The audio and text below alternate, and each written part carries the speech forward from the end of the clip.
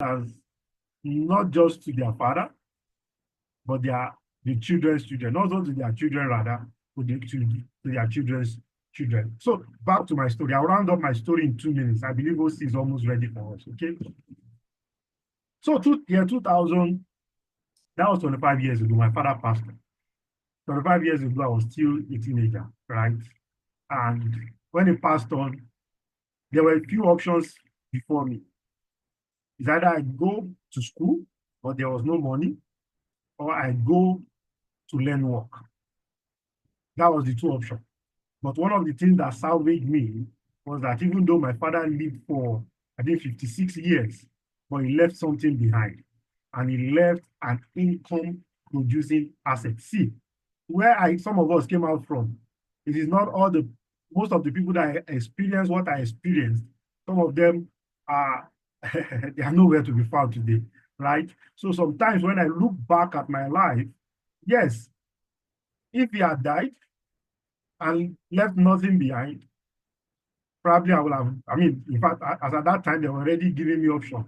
It's either I go and learn fridge, those that used to repair fridge and AC, okay? Or I'll go and learn furniture.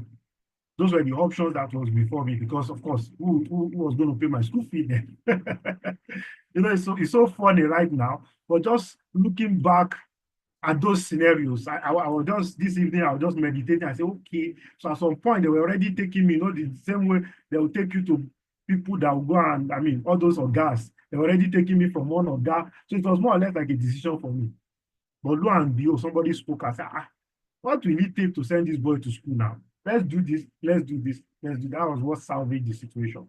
And everybody had an idea, but somebody saw that, why not tell these people to pay rent ahead of time so that this boy can go back to school. And that was how I was able to go back to school. That was how my immediate elder brother was able to gain admission. That was how my eldest brother was able to complete their education. I don't know what your whole stories will look like. I can't finish that story, right? OC is ready for us. I can't finish that story, but I can tell you that the impact of living... Continue the story, continue the story. That story is still fresh in my memory. Just remind me of how you told us years ago when Life Page started. Yes. Please continue, please. So the impact of that property, one single property that was left behind. Imagine I had gone to learn refrigerator. In fact, I actually picked, I said I was going to learn refrigerator repair and AC repair. My brother wanted just gain admission into a polytechnic, but there was no school fee to pay then. It will probably drop down. I think he was going to join police force or so. This same person is in Canada right now. The other one was in Ilaro, was just gained direct entry to Unilag. So that is how 3 generations, right, would have ended if not because somebody left something behind. See, I'm not sharing this story for pity party. By God's grace, I've turned out well. But I'm sharing this story because probably somebody's at a crossroad. And you know the interesting part of that story, which is where I'm actually going tonight. I remembered many, many years ago because I was very young when my father and my mom died. I was asking my elder sister that does he know how my father got his property. And he said that coincidentally he overheard them talking. And it was my mom's eldest brother that showed my father the property that he built, that we got the rent that paid my school fee. Maybe some of us are not getting it. Let me share this breakdown for us. My mom's elder brother is like 20 years older than my father, right? And he stays somewhere in Agege too. For those of us that know really Agege very well, the man is an APC shifter. If I mention his name now, he's very popular. Very, very, very popular. Even though he's close to 100 years now, very, very agile, right? That was the person that told, come and buy property. My father was staying somewhere in Ebute Meta. That was 1974. Yes, it's 74 or 73, thereabout. And he said, come and buy a property. But the day they came to show him the property, there's a place called Okekoto. Okekoto was where there was no road after Okekoto. From Okekoto all the way to Yanopaja to Egbeda, there was no road at all. So when they got to Okekoto, all of them had to park, right? I mean, this is a true life story. It's not Hollywood. They had to pack. They will give them rain boots to wear to go and look at the property inside. That was how he took that decision, right? That was how he took that decision. And today, I mean, eventually brought that property, and there were some of his friends. I mean, that's one of the most, I mean, disturbing parts that went along with him for that site inspection, and they've never took the decision to buy those property. And he shared the story that some of them went back to the village when properties in Lagos, because most of them wanted to buy Surulere, because that was where government was opening up. If you know the 70s, most of them wanted to buy Festac because that was where government was opening up. Government did not I mean, for those of us that know history very well, Iyanopaja, Agege, and Limosho was never supposed to be part of Lagos State. It was later carved into Lagos State. Imagine now, maybe they make a law and say Songo and Mowe is part of Lagos State. That was how that place looked like in those days. But some people did not see the future. I mean, I was never old enough to ask my father that. What was the future he saw to buy that property? But he took that decision. I don't know who else is on this call tonight, right? Probably you have been debating, that place. Which one is even Obafemi? To even pronounce the name of the place is hard. It cannot be harder than Papa Shafa. Okay? So I share that story to just encourage somebody to prepare for their future. Because, you see, the beauty, I was talking to my other sister today, and he was talking to me, he was telling me that somebody is going to be clocking 50. And I quickly do the math that, oh boy, people are getting old though gradually. Nobody grows younger. The decisions that you don't take today, eventually life will take that decision for you. It's whether you are now ready or not. It's inevitable. It's inevitable. So that's the summary of how real estate rescued my life. Wow. Wow. This is incredible. My people, good evening, everyone. Honestly, there's nothing to share again. This story is enough to help anybody. You know, we have different stories. Everybody have different stories. But it's better to learn from other people's experiences than to learn from yours. Some of us may not even be alive to tell the story, you know. So this is just so inspiring. The first time I heard this story, it changed a lot. Maybe you should tell the story of your immediate older brother too.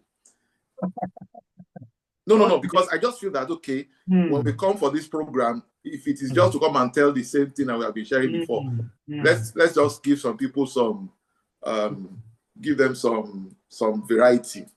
Please go ahead, please. Okay. You know, thank you very much, OC. You see, you know, there's always this, I don't know whether it happens to some other people. You know, there's this tendency that you will be saying that you will not repeat the mistake of your father. All of a sudden, you are now taking similar decisions. All of a sudden, you are not taking similar decisions like him. I mean, that's just the story of my brother. My immediate elder brother was working is in Canada now. And I mean, I've taken permission to even publish his story, so I can share it anyway. He's in Canada. And this was someone that I just shared his story, how he eventually went to school, right? Went to Unilag, came out with almost first class, very brilliant, very, very, very, very brilliant. Before he even finished school, he got a job, different at every point in time, he was getting a good job. Eventually, he got a job at Oceanic Bank. This is a true life story.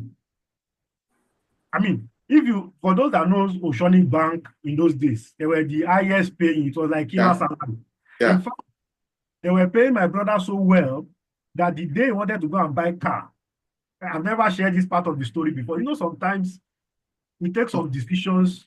The day he wanted to go and buy a car, because he had so much money, he got to the place he wanted to buy a car, and he saw another car and he liked it, and he couldn't drive the two cars back.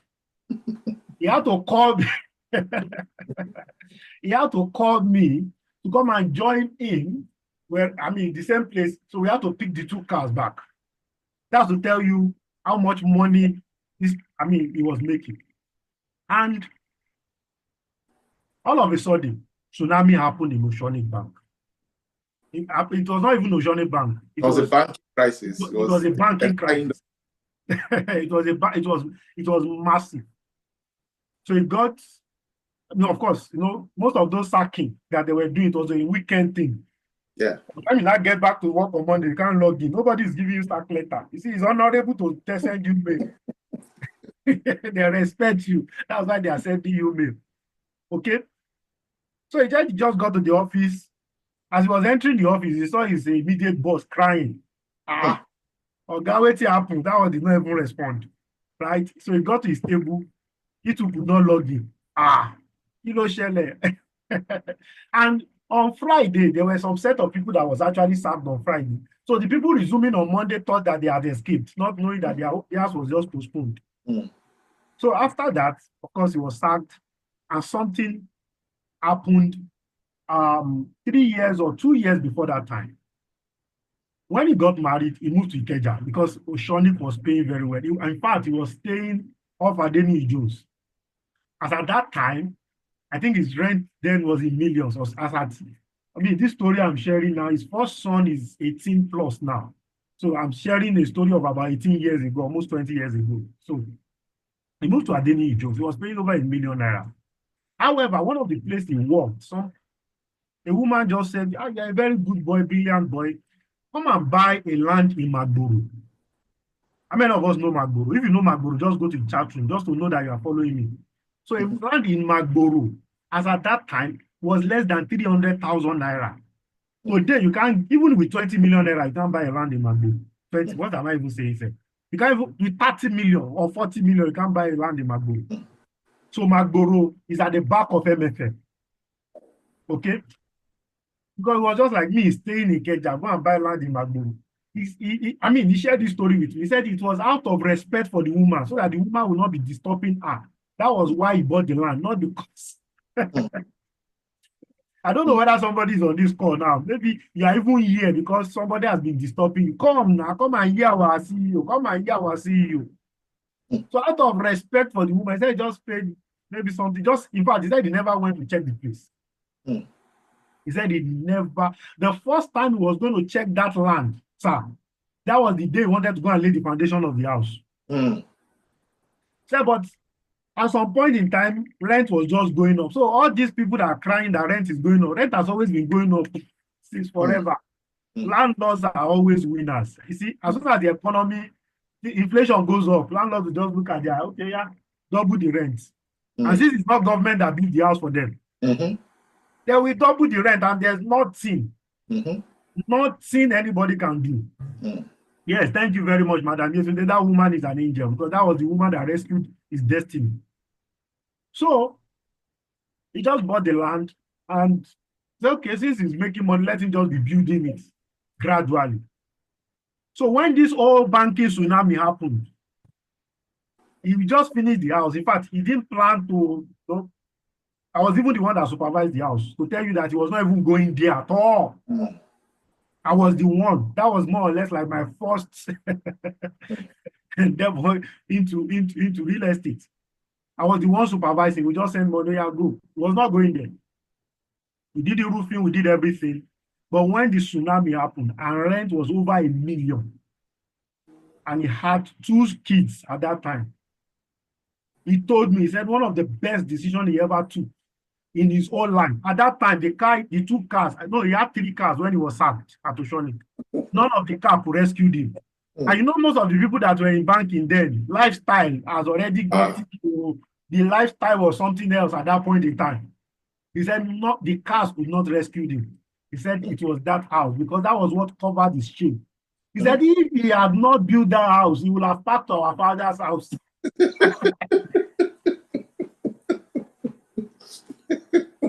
He would have packed back to our father's house. And for years, because he was, he is someone that by 22, 23 already had his master's. So he was very brilliant. So at that point in time, he was already a chartered insurance, chartered everything. So to get a lower job, said he was overqualified for it. So that's even the problem. Sometimes when you're overqualified for position, people will not want to employ you. So for men, for years, he couldn't get a job, right? So that was the house that covered his shame. So when I share, and some of us are coming here to share about real estate, there are people, real estate to us is not just about let's do estate, let's build house, let's make money. No. It's not that. And I'll share a final story, sir. I'll share the story of Kennedy. One of our very first projects. And the reason why real estate is spiritual. The reason why some people are not taking, there are probably going to be some people on this call that will still not take decision. And this story will speak to you. There's a man called Kennedy Omobai. I still talk to him of recent. And he bought a project from us in 2013 or 2013, between 2013 and 2014, either of those 2 years. That was when he bought our first project from us. In fact, he's the first LifePage customer to live in any of our estates. He's still staying there now. He has been staying in Nato now for close to 7 years or 8 years. So when LifePage is talking, we have evidence. It's not, people have been staying in our estate now for 8 years, 7 years, 9 years. So there is literally none of our estate that people are not living there. So their evidence is not audio. It's not audio land at all. And these are land that we fought. Yeah. We paid. Okay. So he bought this land, and the day he was laying the foundation, he shared a story. He said in his lineage, the man is from Benin. In fact, I can't remember his compound in Benin because he mentioned it to me. He said I should go and verify. He said nobody in their lineage has ever bought a property or built a house outside their compound. Said if you make money, try to build house anywhere outside, said you will have problem until you come back to build house in that compound. And you will die in that compound too. He said both outside in the country and within the country. Said nobody. In fact, the spiritual battle him and his family even fought before they could achieve that. Is something else. So there are forces that are even, I don't want to sound spiritual, but there are forces that are stopping some people to take some certain decisions. There are forces. Okay? So there are a lot of stories. There are a lot of stories to share. Maybe we should just start taking questions. Yes, so let's just take questions. This is just out of this world. I believe that stories help us to connect with other people and help us to chart our own course. Thank you so much for being that vulnerable and opening up, your family life stories. And then, of course, the story of one of our clients. So thank you so much. Yes, sir. So I think you are the presenter tonight.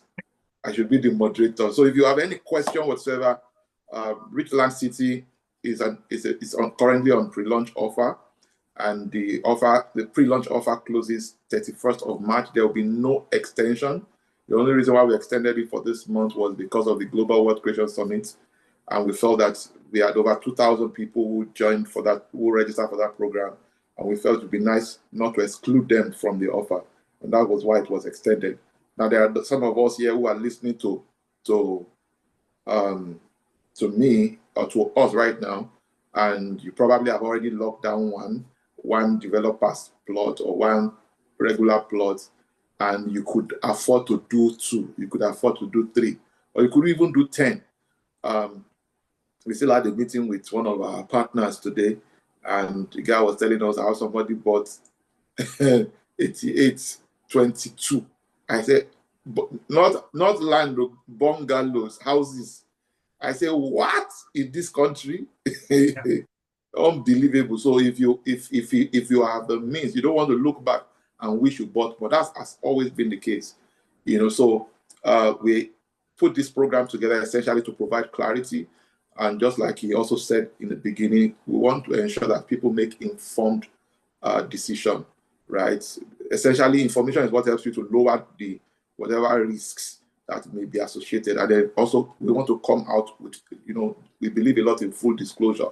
There's nothing that is hidden. There's nothing that is that we're trying to hide. Otherwise, we will not even be doing this in the first instance. We just say come and buy, come and buy. We're not saying come and buy. We are saying come and hear, and then use whatever it is that you hear, use it to make a decision. We want to thank you all for taking time to be part of this call. Should you have any question whatsoever, we are all here. We don't want this meeting to exceed 1 hour, even though we prioritize hearing you out and providing you clarity where necessary. So the floor is open. If you have any question whatsoever, please feel free to drop them in the chat box. And Mr. Akpa is here to come and save us.